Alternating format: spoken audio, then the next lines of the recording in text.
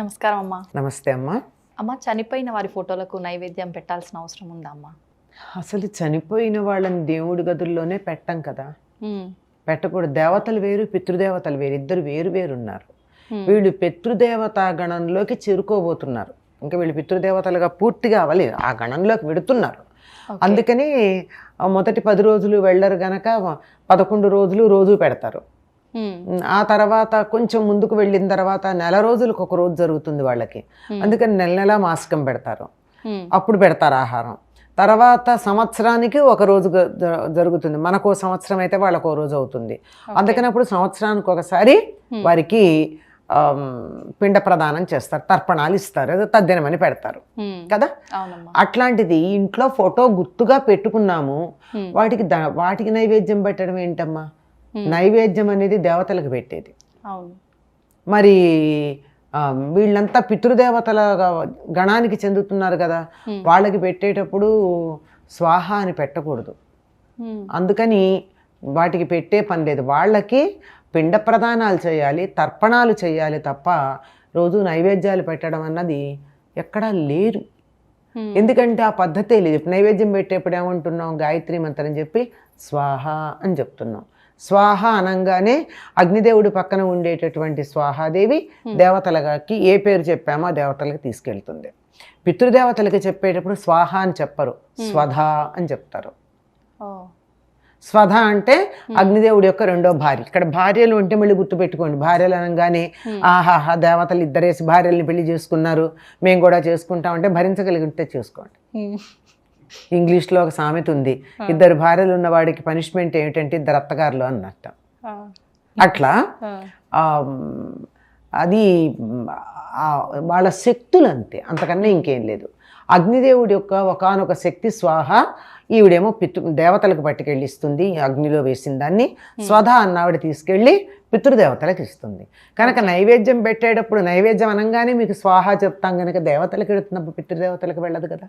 ఉమ్, పితృదేవతల పైన పట్ల, ఐ రిపీట్, పితృదేవతల పట్ల మీకు ఎనలేని గౌరవం కనుక ఉన్నట్టయితే తప్పనిసరిగా వాళ్ళ తిథి నాడు తద్దినం పెట్టండి, పిండ ప్రదానం చేయండి. లేదు ఇంకా ఎక్కువ ప్రేమ ఉంది, మామూలుగా చూడండి 3 పూట్ల అన్నం పెట్టడానికి మధ్యలో స్నాక్ కూడా పెడదాం అనుకుంటాం పిల్లలకి.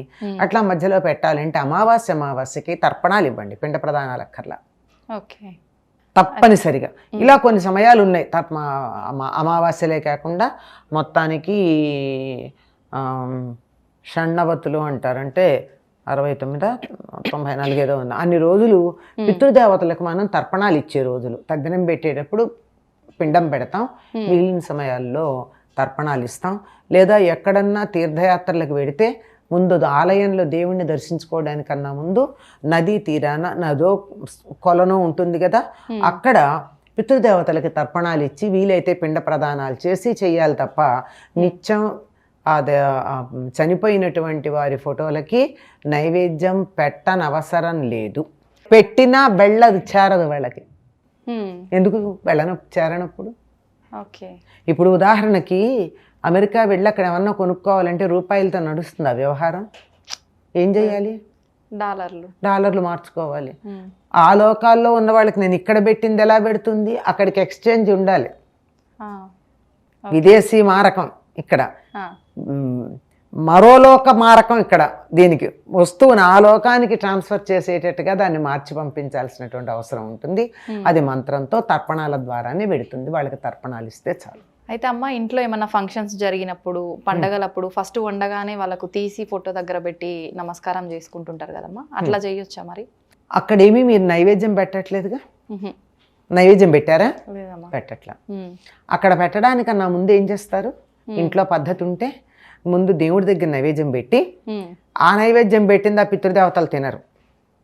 అందుకని వండిన దాంట్లో ఒక భాగం తీసి పక్కన పెట్టి మిగిలిందే దేవుడికి నైవేద్యం పెట్టి అప్పుడు దీన్ని తీసుకెళ్ళి అక్కడ పెడతారు. రెండు దేవతలకు నైవేద్యం పెట్టినటువంటిది పితృదేవతలకు పనికిరాదు, పితృదేవతలకు పెట్టినటువంటిది దేవతలకు పనికిరాదు. కనుక నేను రెండు విడిగా చేయలేను అని అనుకున్నప్పుడు ముందరే వండిన దాంట్లో దేవుడికి ముందర కాస్త తీసి పక్కన పెట్టి ఆ తర్వాత కొంత పితృదేవతలకి తీసి పక్కన పెట్టి ముందు దేవుడికి నైవేద్యం పెట్టి ఆ తర్వాత దీన్ని తీసుకెళ్ళి ఆ ఫోటో దగ్గర పెడతారు. మళ్ళీ దాన్ని తీసుకొచ్చుకొని తినొచ్చా అమ్మ ఫోటోల దగ్గర పెట్టింది? సాధారణంగా తినరమ్మా నాకు తెలిసి. నేను చూసినంత వరకు అయితే తింటారమ్మా. తింటారా ఏమో మరి నాకు తెలియదు. అట్లా పెట్టే పద్ధతి ఎక్కువగా నేను చూడలేదు, కానీ పెడితే తినచ్చు ఉంది. ఇంట్లో వాళ్ళు వాళ్ళ ప్రసాదంగా తినొచ్చు. ఇప్పుడు దేవుడికి పెట్టింది ఎట్లా తింటామో అట్లాగే పితృదేవతలకు పెట్టింది కూడా తీసుకుని గౌరవం ఉంటే తింటారు. ఇప్పుడు తద్దినాలు పెట్టేటప్పుడు అక్కడ పెట్టినటువంటిది వాళ్ళకి నైవేద్యం పెట్టింది అందరూ తలో కాస్త తీసుకుంటారు కదా, అట్లా అనమాట. అయితే అమ్మ ఇప్పుడు ఇట్లా మనం వండిన దాంట్లోంచి పితృదేవతలకు తీసి పక్కన పెట్టకుండా మనం కనుక తినేస్తే ఇంట్లో వాళ్ళకి ఏదో రకమైన ఇబ్బందులు వచ్చే అవకాశం ఉంది అని అంటుంటారమ్మా, అది నిజమే అంటారా? అది ఎంత నిజమో నాకు తెలియదమ్మా. కాకపోతే ఈ శరీరం వదిలి వెళ్ళినటువంటి వాళ్ళు బతికుండగా గొప్ప స్వార్థపరులు గనక అయినట్టయితే ఆ జీవుడు ఇంకా పైలోకాలకు ఉద్ధరించబడకపోయి ఉంటే, ఉద్ధరించేస్తే వాడు పైలోకానికి వెళ్ళిపోతే పర్వాలా. కొంతమంది వెళ్ళరు కదా, ఉండిపోతారు కదా. వాళ్ళకి వాళ్ళు పైకి వెళదాం అనుకుంటూ మనం చేసేటటువంటి క్రియల వల్ల వాళ్ళు పైకి వెళ్ళబోతూ ఉంటారు. కానీ వాళ్ళకున్నటువంటి వాసనలు కొన్ని ఇష్టానిష్టాలు ఉంటాయి, అవి వాటిని కిందకి గుంజుతూ ఉంటాయి. అంచేత అక్కడ ఉండిపోతూ ఉంటారు. కోరికలు తీరకుండా చచ్చిపోయిన వాళ్ళు, అట్లా అకాల మరణం చెందిన వాళ్ళు, వృద్ధులు కాదు, అకాల మరణం చెందినటువంటి వాళ్ళు, చిన్నతనంలో పోయిన వాళ్ళు, బతికుండాలను కోరికుండగా పోయిన వాళ్ళు ఉంటే అట్లాంటి వాళ్ళు ఇంకా పైన వాళ్ళకి వీసా తయారైంది, పాస్పోర్ట్ తయారైంది కానీ వీసా రాలా, అందువల్ల వెయిట్ చేస్తూ ఉంటారు. వాళ్ళ కోసం పెడుతూ ఉంటారు. అంతేకాదండి, ఇంట్లో మనం పెద్దలుగా తలుచుకునే వాళ్ళు కొంతమంది ఉంటే వాళ్ళకి బట్టలు కూడా పెడతారు. వాళ్ళ బట్టలు పెట్టి వాళ్ళ పేరుని, అంటే వాళ్ళకి ఎట్లా అందుతాయి, ఓ మనిషిని పిలిచి, మగవాళ్ళు అయితే ఒక పెద్ద ఆయన్ని మంచి పద్ధతిలో ఉన్నటువంటి వాడిని పిలిచి వాళ్ళ పేరుతో వాళ్ళకి బట్టలు పెట్టడం. ఆడవాళ్ళు అయినట్టయితే సాధారణంగా ముత్తైదువులు అయితేనే పెడతారు, లేకపోతే పెట్టరు. మరి ఇంకెక్కడ ఉందో తెలియదు. కన్నె పిల్లలకు కూడా ఆ పేరుతో పెట్టేది ఉంది. చిన్నతనంలో వివాహం కాకుండా అమ్మాయి చచ్చిపోయింది అనుకోండి, నాకు బతకాలనుంది అనుకుంటూ చచ్చిపోయింది అనుకోండి, అట్లాంటప్పుడు ఆ కోరిక ఉంది కదా, బతకాలన్న కోరిక, దానివల్ల ఆ జీవుడు పైకి వెళ్ళడు. అందువల్ల ఒక పిల్లని పిలిచి, చిన్న పిల్లని, పెళ్లి కాని అమ్మాయిని పిలిచి ఆ అమ్మాయి పేరుతో ఆ పిల్లకి బట్టలు పెట్టడం. ఇప్పుడు అమ్మాయి తీసుకోవడం వల్ల ఏం ఇబ్బంది ఉండదు? ఏం ఇబ్బంది ఉండదమ్మా, ఏం ఉండదు. అలా పెట్టు, అది కూడా ఒక గౌరవంగా కూడా భావిస్తారు.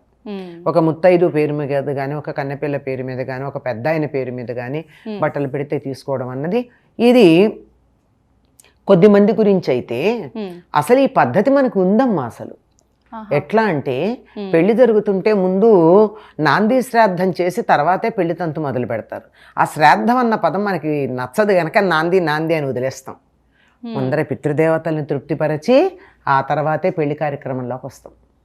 ఏ శుభకార్యం చేసినా ముందు పితృదేవతలకి వాళ్ళకి తృప్తి చేసే వస్తాం. వాళ్ళ అనుగ్రహం లేనిదే ఏం జరగదు. అంచేత చేస్తాము.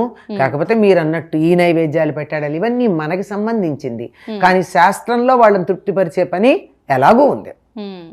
వాళ్ళకి తృప్తిపరచడమే, తర్పణమే వాళ్ళకి ప్రధానం. అవన్నీ ఇవ్వడం జరుగుతుంది. ఇదంతా మనకి పైకి కంటికి కనిపించే వ్యవహారం.